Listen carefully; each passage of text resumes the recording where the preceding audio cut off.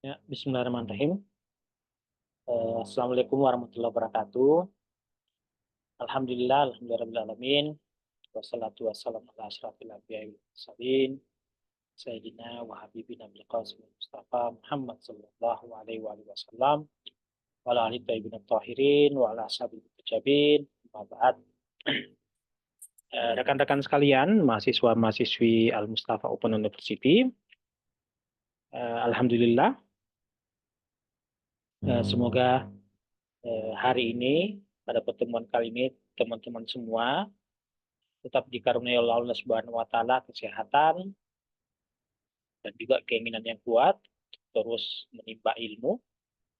Alhamdulillah sudah sampai sejauh ini pertemuan kita dalam membahas mengenai pemikiran politik dan sosial Imam Khomeini.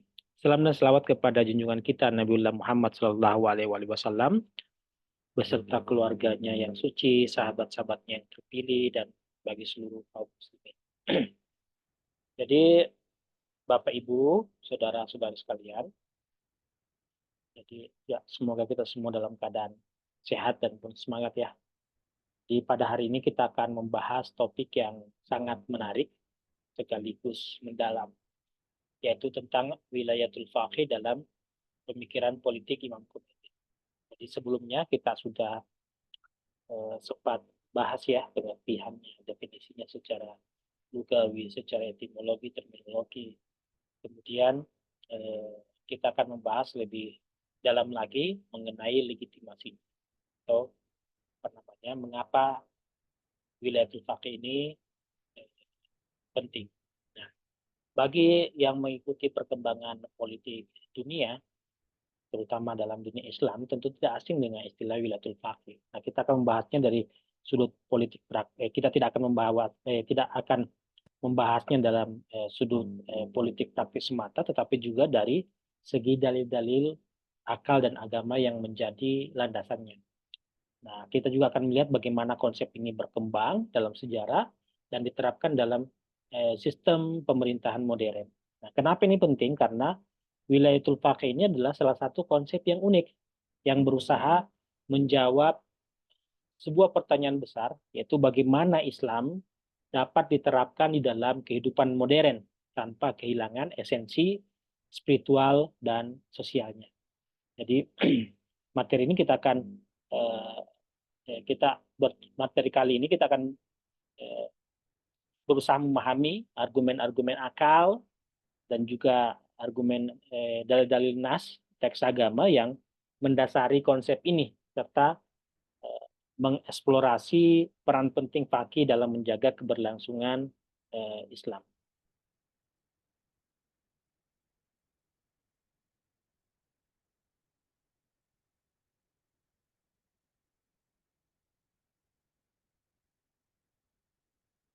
Ya, terlihat ya. Eh, ya, ini adalah pertemuan yang ke-11. Jadi materi ini kita rancang untuk mencapai beberapa tujuan ya, setidaknya 4 tujuan, yaitu kita berupaya untuk bisa memahami dalil akal, dan nas, menjelaskan bagaimana argumentasi rasional dan dalil-dalil agama mendukung wilayatul faqih. Kemudian membedakan antara era wilayatul faqih, itu mengidentifikasi perbedaan antara masa kepemimpinan Imam Maksum dan era wilayatul faqih. Kemudian menggali latar belakang sejarah, yaitu menjelaskan bagaimana konsep ini berkembang dari zaman kehadiran imam sampai kegaibannya, kemudian menjawab tantangan penerapan wilayatul faqih di masa modern. Jadi melalui tujuan-tujuan ini, kita diharapkan untuk tidak hanya mengenal wilayatul faqih ini secara teori, tapi juga mampu menganalisis relevansi wilayatul faqih dalam konteks sosial politik modern. Jadi sebagaimana pada pertemuan sebelumnya kita sudah bahas apa itu wilayatul faqih, sekarang kita akan menjawab eh, mengapa wilayatul faqih diperlukan. Jadi ini ada dalil-dalilnya, dalil akal, kita bahas ada 4 di sini. Jadi pertama adalah kebutuhan akal. Jadi menurut Imam Khomeini, konsep wilayatul faqih ini sebenarnya tidak sulit dipahami jika seseorang mengerti dasar-dasar ajaran Islam ini, karena wilayatul faqih adalah sesuatu yang langsung terasa logis dan perlu. Yaitu dengan kata lain bahwa konsep ini seakan-akan itu sudah jelas dengan sendirinya bagi orang yang memahami ajaran Islam. Misalnya kita tahu bahwa Islam tidak hanya mengatur soal ibadah, tidak hanya mengatur masalah pribadi dan seterusnya, tetapi juga soal sosial, hukum dan politik. Maka ketika meyakini bahwa Islam mengatur semua ini, maka secara langsung akan kita sadari pentingnya ada seorang pemimpin yang adil, ada seorang pemimpin yang berilmu dan punya kemampuan untuk menjalankan hukum Islam. Di dalam pandangan Imam Khomeini, akal sehat saja sudah cukup untuk sebenarnya menyimpulkan bahwa fakih atau ulama ahli hukum ini itu memenuhi syarat untuk kemudian memimpin umat Islam di era ketika Imam Maksum tidak hadir. Jadi wilayatul faqih itu bukanlah sesuatu yang membutuhkan banyak bukti atau penalaran yang rumit. Akal sehat dengan membayangkan syarat-syarat kepemimpinan seperti keadilan, seperti ilmu, seperti wawasan yang luas, seperti kecakapan politik, kemampuan manajerial, dan seterusnya, itu sebenarnya secara langsung sudah menerima bahwa faqih adalah orang yang layak untuk memegang kekuasaan. Kemudian pelaksanaan hukum Islam, yaitu kebutuhan pelaksanaan hukum Islam. Jadi kita tahu bahwa Islam bukan hanya agama ibadah, tetapi juga memiliki hukum-hukum sosial, ekonomi, dan politik. Jadi misalnya zakat, hukum pernikahan, hukum pidana. Ini bagaimana kemudian hukum-hukum ini bisa diterapkan jika tidak ada sistem pemerintahan yang berbasis syariat. Nah, di sini letaknya pentingnya seorang pemimpin yang paham dengan hukum Islam, yaitu pemimpin harus menjalankan hukum-hukum Islam ini secara adil dan efisien. Nah, tanpa wilayatul faqih menurut Imam Khomeini, pelaksanaan hukum Islam ini akan terhambat. Jadi karena itu, keperluan seorang pemimpin yang memiliki ilmu syariat, keadilan, itu diperlukan untuk menjalankan hukum Islam. Kemudian dalil rahmat dan hikmah ilahi, yaitu Imam Khomeini menekankan bahwa Allah itu selalu memberikan yang terbaik bagi umatnya, bagi hamba-hambanya. Nah, di masa gaib, di masa kegaiban, itu keberadaan seorang faqih yang memenuhi syarat adalah manifestasi rahmat ilahi, yaitu rahmat Allah sebagai bentuk perwujudan kasih sayang Allah. Nah, pemimpin ini bertugas untuk menjaga umat agar tetap berada di jalan yang benar dan terhindar dari penyimpangan dan seterusnya. Jadi itu adalah rahmat Allah. Dengan keberadaan pemimpin itu adalah rahmat Allah. Tanpa pemimpin ya semua sistem kemasyarakatan, sistem sosial akan amburadul. Dan ini bisa kita terima secara akal. Kemudian kelayakan pemimpin. Maksudnya apa? Yani setiap pemerintahan itu membutuhkan pemimpin yang layak, membutuhkan pemimpin yang memiliki ilmu, yang adil, yang cakap dan seterusnya. Nah, di dalam Islam pemimpin yang ideal itu adalah imam maksum karena mereka memiliki sifat-sifat yang sempurna. Namun di masa kegaiban yang memenuhi syarat dan layak untuk memimpin, yaitu adalah orang-orang yang mendekati sifat-sifat tersebut. Yaitu dengan kata lain itu adalah representasi terbaik dari imam-imam maksum. Dan yang paling mewakili adalah faqih, yaitu ulama-ulama. Karena lebih mengenal imam maksum dan juga lebih mengetahui tentang agama ini. Kemudian itu dalil akalnya ya. 4 ini. Kemudian dalil nas, dalil nakli, dalil teks keagamaan. Jadi kalau dalil nas itu ada ayat, ada riwayat. Nah,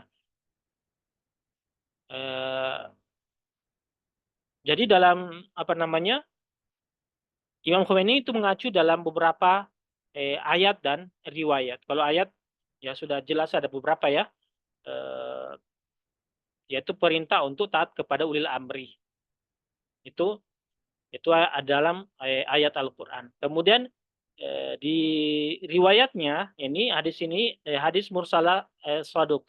Jadi ini berasal dari perkataan Rasulullah yang menyatakan bahwa ya Allah sayanglah para khalifahku. Ini disebut Rasulullah sebanyak 3 kali. Dikatakan kepada Rasulullah, siapa khalifahmu? Maka Rasulullah menjawab bahwa mereka datang setelahku, menyampaikan hadis dan sunnahku, lalu mengajarkannya kepada orang-orang setelahku. Jadi yang dimaksud oleh Rasulullah khalifah di sini ada 3 kemungkinan. Ada yang menyebutkan bahwa itu adalah para imam maksum. Jadi kemungkinan ini bisa dikatakan mengatakan bahwa Imam Maksum ini tidak tepat. Mengapa? Karena hadis di sini berbicara tentang orang-orang yang tugas utamanya meriwayatkan dan menyampaikan hadis. Sementara Imam Maksum itu tidak hanya sebagai perawi, tapi juga sumber hukum itu sendiri. Kemudian ada menyebutkan bahwa para muhadis yaitu ahli hadis kalau begitu. Tetapi juga kemungkinannya tidak tepat. Kenapa? Karena ahli hadis ini hanya menghafal dan meriwayatkan hadis tanpa kemudian memberikan fatwa, tanpa harus punya kewajiban mendalami hukumnya dan seterusnya. Jadi kemungkinan yang paling tepat menurut Imam Khomeini adalah para ulama fakih. Karena hadis ini menunjukkan bahwa tugas para khalifah adalah memahami, mengajarkan, dan menerapkan ajaran Islam. Nah, ini ulama yang memiliki ilmu yang mendalam atau fakih itu dianggap sebagai pengganti Rasulullah dalam kapasitas mereka untuk memimpin dan mengelola masyarakat Islam. Jadi, hadis ini menunjukkan bahwa ulama fakih itu diberi tanggung jawab penuh sebagai penerus Rasulullah dalam hal hukum, pengajaran, dan kepemimpinan. Kemudian riwayat Ali bin Hamzah dalam Ushul Kafi jilid 1 halaman 38. Jadi disebutkan bahwa ketika seorang mukmin meninggal, para malaikat, bumi, tempat ia berada dan betul-betul langit yang gunakan itu amalannya menangis. Dalam Islam akan muncul celah yang tidak dapat digantikan oleh apapun karena para ulama beriman adalah benteng-benteng Islam. Jadi disebutkan di sini bahwa ulama itu ibarat benteng Islam. Maksudnya kenapa ibarat benteng Islam? Karena peran ulama dalam melindungi agama dari serangan musuh, baik serangan fisik maupun serangan intelektual. Nah, di sini benteng itu juga tujuannya adalah menjaga keselamatan suatu wilayah, suatu kawasan. Maka ulama disebut Imam Khomeini menurut hadis ini adalah berperan melindungi agama melalui pengelolaan pemerintahan, pelaksanaan hukum dan pembimbingan umat. Sehingga menurut Imam Khomeini ulama lah yang kemudian berperan sebagai pelindung agama dalam konteks ilmu. Bukan hanya dalam konteks ilmu, tetapi juga sebagai pelaksana hukum dalam kehidupan bermasyarakat. Kemudian dalil riwayat yang lain adalah muatsasah kuning. Jadi di sini dalam usul kafi juga disebutkan bahwa dari Abu Abdullah, Abu Abdillah, yakni Imam Ja'far Shadiq, pernah berkata bahwa para fuqaha itu adalah amanah para rasul selama mereka tidak terjerumus dalam dunia. Ketika ditanyakan bahwa apa maksud terjerumus dalam dunia, maka dijawab oleh Imam Shadiq, yakni mengikuti para penguasa. Jika mereka melakukannya, jauh mereka untuk menjaga agama kalian. Jadi dalam hadis ini fuqaha disebut sebagai amanah para nabi. Jadi mereka bertugas melanjutkan misi Nabi, menjaga dan mengelola agama Islam.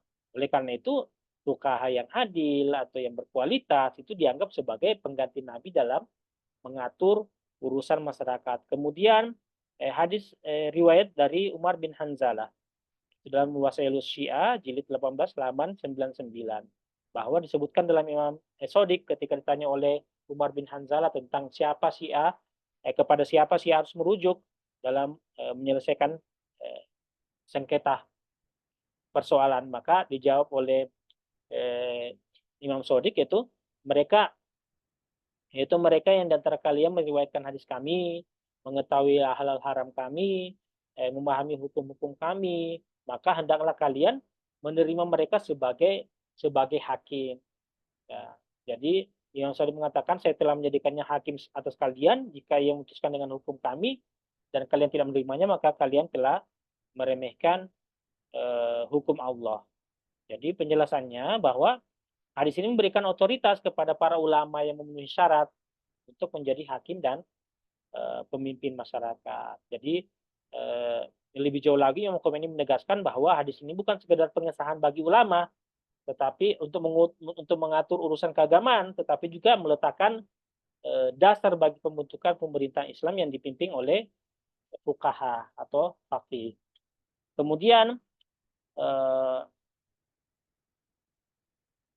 yang kelima yaitu hadis sahih tentang warisan para nabi. Jadi Rasulullah bersabda, para ulama adalah pewaris para nabi.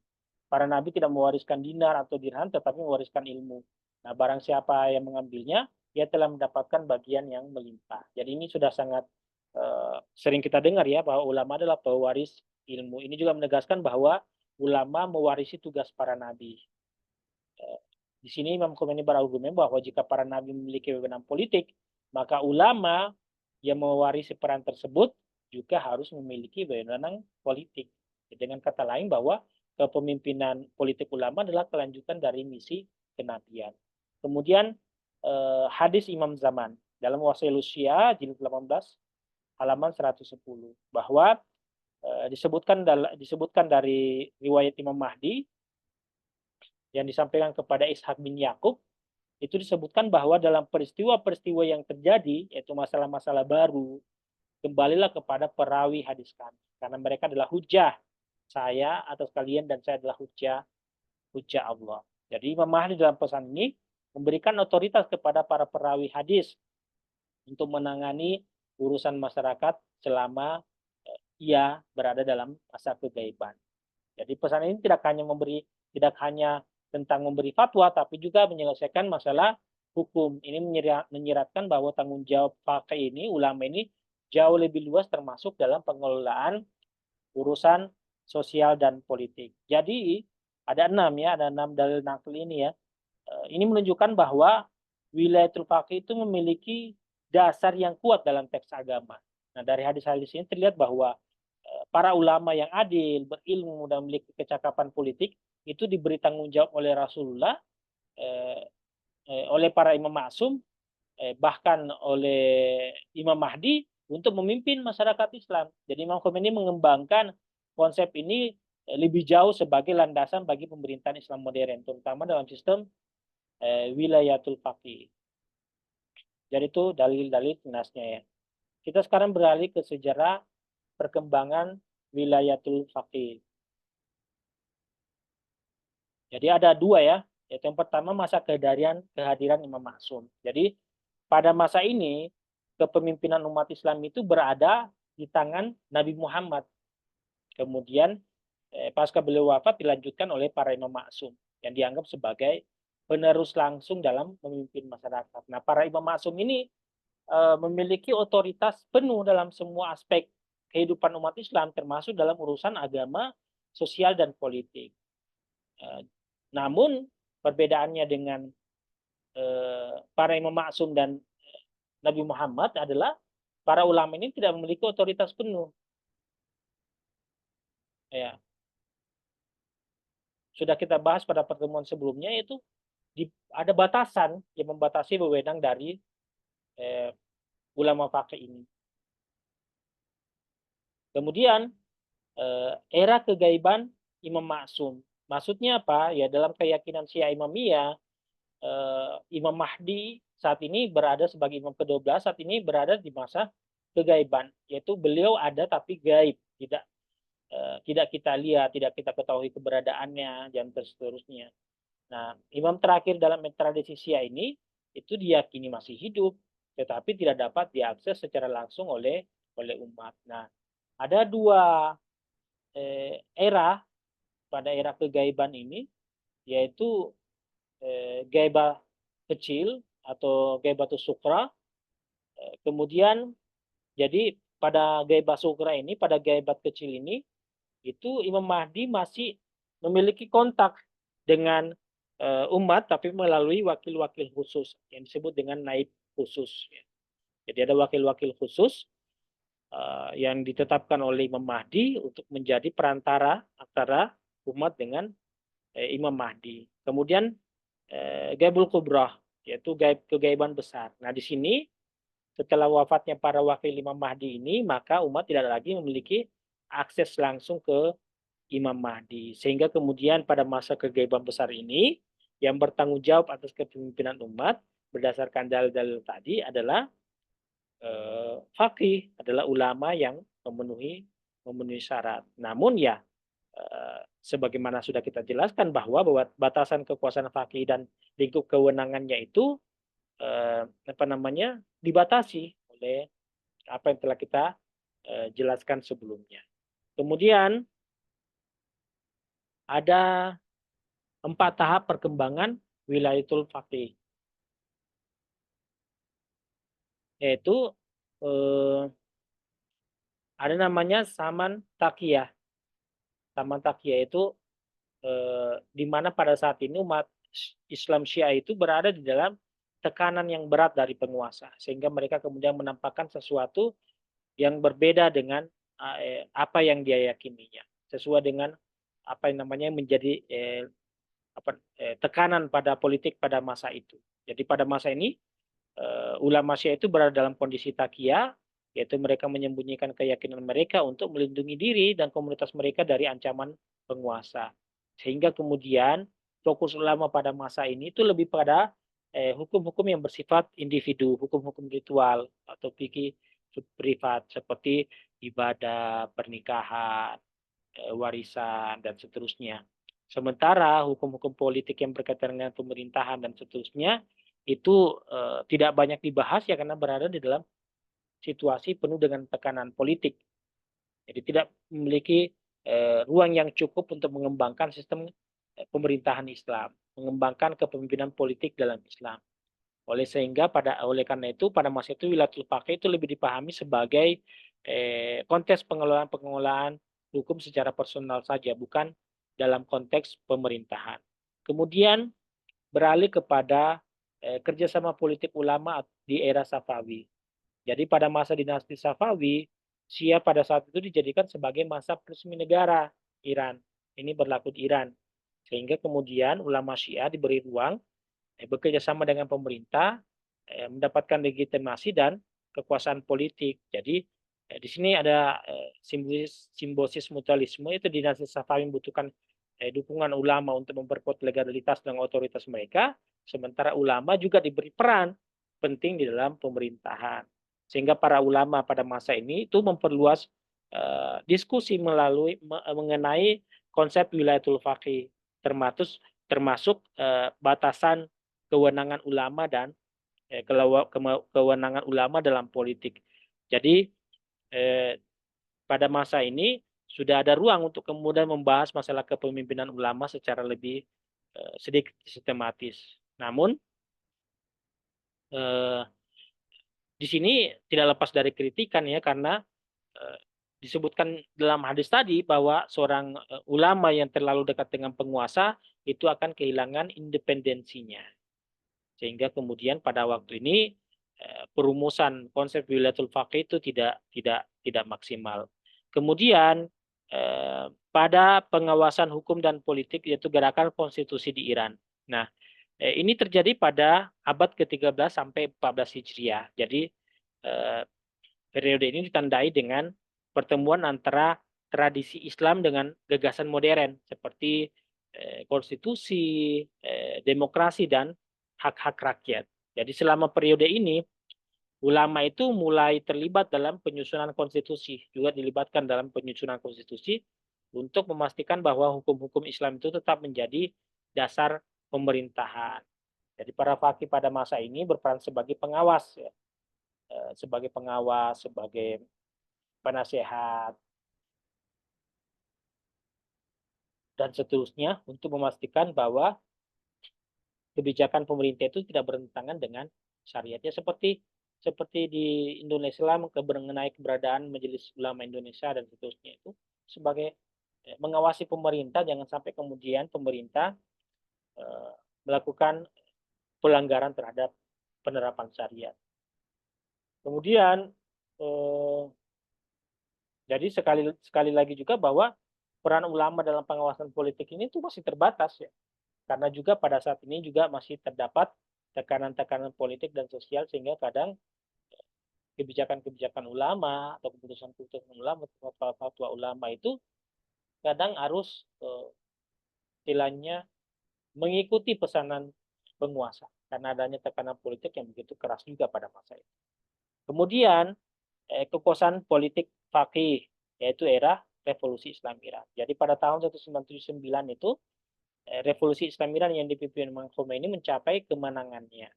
Sehingga kemudian akhirnya konsep wilayatul faqih ini sudah mulai didiskusikan lebih intens dan akhirnya dimulai diterapkan di Iran sebagai sebuah sistem pemerintahan alternatif dan yang baru menggantikan sistem dinasti mengakhiri kekuasaan Safavi. Jadi Imam Khomeini kemudian memperkenalkan konsep wilayatul faqih yang memberikan otoritas mutlak, ya, otoritas tertinggi otoritas penuh kepada faqih untuk memimpin negara. Jadi dalam sistem politik ini, faqih itu menjadi pemimpin tertinggi, supreme leader, yang memiliki kewenangan dalam semua aspek pemerintahan, termasuk legislasi, eksekusi, yudikasi, dan seterusnya.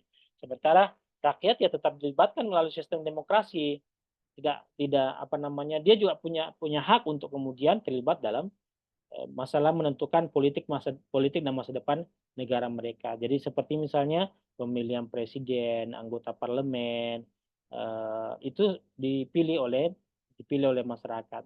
Jadi revolusi Islam Iran ini menjadi tunggak penting dalam sejarah perkembangan wilayatul faqih. Jadi sistem ini menggabungkan prinsip-prinsip syariat Islam dengan mekanisme pemerintahan modern, sehingga kemudian terciptalah model yang unik dalam dunia Islam yang bisa menjadi alternatif di tengah perpolitikan dunia yang semakin kompleks. Jadi Imam Khomeini memang diakui memainkan peran penting dalam membawa wilayatul faqih yang awalnya berupa teori, konsep, lalu kemudian dipraktikkan melalui revolusi Islam Iran. Sehingga kemudian ini menjadi contoh bagaimana hukum Islam itu dapat diterapkan dalam konteks negara modern, meskipun tetap menghadapi ya tantangan dan kritik dari berbagai pihak. Ya. Kemudian adalah tantangan yang dihadapi. Jadi bukan berarti wilayatul faqih atau konsep yang dirumuskan Imam Khomeini yang digali dari inti ajaran-ajaran Islam ini tidak mendapatkan tantangan. Jadi yang pertama itu adanya penafsiran yang berbeda. Jadi tidak semua ulama ataupun sarjana Islam itu sepakat dengan konsep wilayatul faqih, terutama dalam bentuknya sebagai wilayatul faqih mutlaqah, seperti yang dikemukakan oleh Imam Khomeini. Jadi argumennya itu beberapa ulama itu menganggap bahwa kewenangan faqih itu seharusnya dibatasi pada urusan agama atau hukum saja, bukan pada politik dan pemerintahan. Ada yang berdebat misalnya menyebutkan bahwa pemerintahan harus lebih demokratis tanpa otoritas tertinggi yang tidak dapat diganggu-gugat seperti wilayatul faqih. Jadi menurutnya wilayatul faqih itu tidak dapat diganggu-gugat dan memiliki sebagai otoritas tertinggi. Ada kritik lain yang muncul itu di kalangan Sunni yang memiliki konsep yang berbeda mengenai kepemimpinan dalam Islam. Jadi mereka tidak mengakui teori wilayatul faqih karena teologis mereka itu tidak mengacu pada otoritas Imam Maksum dan seterusnya. Jadi tantangan ini kemudian bagaimana Imam Khomeini merespon atau menanggapinya. Nah, Imam Khomeini memberikan jawaban terhadap perbedaan ini dengan berbagai pendekatan, yaitu pertama dengan landasan dalil akal dan nakli. Jadi ia menunjukkan bahwa wilayatul faqih itu didukung oleh dalil-dalil agama, baik dari Al-Quran maupun hadis, dan juga dapat dibuktikan secara rasional. Nah, jadi Imam Khomeini menekankan bahwa di masa kegaiban Imam Mahdi, masyarakat itu membutuhkan pemimpin yang bisa menjaga syariat dan menjalankan pemerintahan Islam. Jadi ulama atau faqih dianggap sebagai penerus logis dan dari kepemimpinan para imam maksum. Kemudian praktik dan implementasi nyatanya seperti apa? Ya dengan mendirikan Republik Islam Iran. Jadi Imam Khomeini kemudian menunjukkan bahwa membuktikan bahwa wilayatul faqih itu bukan hanya sekedar teori, tetapi dapat diterapkan secara praktis untuk menciptakan pemerintahan yang stabil dan aman yang berbasis pada kepentingan rakyat. Kemudian tantangan berikutnya adalah sentralisasi kekuasaan. Jadi dianggap bahwa wilayatul faqih itu mengontrol semuanya. Kekuasaan berpusat pada wilayatul faqih. Nah, argumennya adalah bahwa para kritikus itu ya khawatirannya beralasan bahwa mereka menyebutkan bahwa memberikan kekuasaan kepada satu individu yang terlalu besar, supreme leader atau faqih atau rahbar dan seterusnya, itu dapat membuka peluang untuk tirani, untuk kediktatoran dan seterusnya. Dan mereka juga mempertanyakan bagaimana kemudian sistem ini dapat memastikan bahwa ulama faqih ini tetap adil dan tidak menyalahgunakan kekuasaannya. Terus ada pula yang mengkhawatirkan bahwa sentralisasi kekuasaan ini dapat mengurangi peran rakyat dalam proses pengambilan keputusan. Nah, Imam Khomeini dalam menjawab tantangan ini itu menyadari bahwa potensi tantangan ini menawarkan mekanisme untuk mengatasi masalah sentralisasi kekuasaan. Jadi yang pertama adalah untuk menjadi wali faqih itu butuh apa namanya? Butuh syarat-syarat yang tidak ringan, butuh syarat yang begitu sedemikian ketat. Jadi sebagaimana sudah diungkapkan sebelumnya bahwa Imam Khomeini itu menekankan bahwa hanya faqih yang memiliki ilmu yang mendalam tentang hukum Islam, keadilan, dan memiliki manajerial politik, kecakapan politik yang bisa memegang posisi ini. Ia juga menyatakan bahwa jika faqih melanggar syarat-syarat ini, maka akan otomatis kehilangan kelayakannya sebagai seorang pemimpin. Contohnya, Imam Khomeini menegaskan bahwa satu tindakan yang melanggar keadilan, seperti berkata bohong, maka status keadilan seorang faqih pun juga menjadi gugur. Jadi kemudian pemilihan dan pengawasan oleh Dewan Ahli. Jadi Imam Khomeini menciptakan sebuah sistem yang melibatkan sejumlah ahli, yaitu dibentuk kemudian Majelis Khubregon. Di pertemuan sebelumnya sudah sempat saya singgung sedikit tentang Majelis Khubregon ini, yang kemudian bertugas untuk memilih dan mengawasi kerja-kerja faqih, wali faqih ini. Jadi di Majelis Khubregon di Iran itu sebuah dewan yang terdiri dari ulama-ulama senior, ulama-ulama besar yang dipilih langsung oleh rakyat melalui pemilu. Jadi jika wali faqih tidak lagi memenuhi syarat, maka Majelis Khubregon ini itu memiliki wewenang untuk mencopotnya. Ini menunjukkan bahwa kekuasaan faqih itu tidak absolut, tetapi tunduk pada pengawasan yang ketat. Jadi pemisahan kekuasaan dan keterlibatan rakyat dalam sistem Republik Islam Iran itu tetap tetap paling di atas puncak pimpinan tetap berada di otoritas tertinggi, tetap berada di wali faqih. Tetapi kekuasaan eksekutif, legislatif, dan yudikatif itu tetap dijalankan oleh lembaga-lembaga negara. Dan orang-orang yang terlibat di dalamnya itu dipilih melalui pemilihan umum yang melibatkan rakyat. Jadi rakyat itu terlibat langsung dalam pemilihan seperti memilih presiden, anggota parlemen, dan anggota Majelis Khubregon. Jadi dari mekanisme ini rakyat tetap memiliki peran dalam pemerintahan sehingga tidak semua berpusat atau tersentralisasi pada satu sosok saja, yaitu wali faqih. Kemudian nilai etika dan moral dalam kepemimpinan. Jadi maksudnya apa? Di sini Imam Khomeini menekankan bahwa wilayatul faqih itu bukan hanya bukan hanya posisi politik, tetapi juga amanah moral dan spiritual. Jadi pemimpin harus mengedepankan kepentingan rakyat, pengabdian kepada rakyat. Sebab Imam Khomeini percaya bahwa karakter moral ini itu adalah penghalang utama terhadap penyalahgunaan kekuasaan. Jadi nilai-nilai etika dan moral di dalam kepemimpinan. Jadi Imam Khomeini menyadari tantangan yang dihadapi oleh konsep wilayatul faqih ini, baik dari perbedaan penafsiran maupun kritik terhadap sentralisasi kekuasaan. Jadi dengan pendekatan yang berbasis pada dalil agama, rasionalitas, dan praktik yang nyata, Imam Khomeini berhasil memberikan argumentasi yang meyakinkan untuk mempertahankan konsep wilayatul faqih ini. Jadi melalui sistem pengawasan, syarat kepemimpinan yang ketat, kemudian keterlibatan rakyat.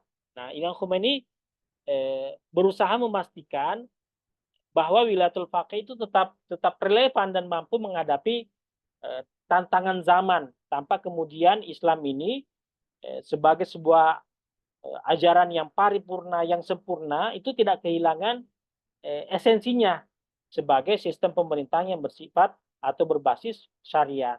Jadi meskipun wilayatul faqih itu tidak luput dari kritik, namun harus kita akui bahwa wilayatul faqih ini adalah sebuah konsep yang unik yang menunjukkan bahwa Islam dapat diterapkan dalam konteks negara modern.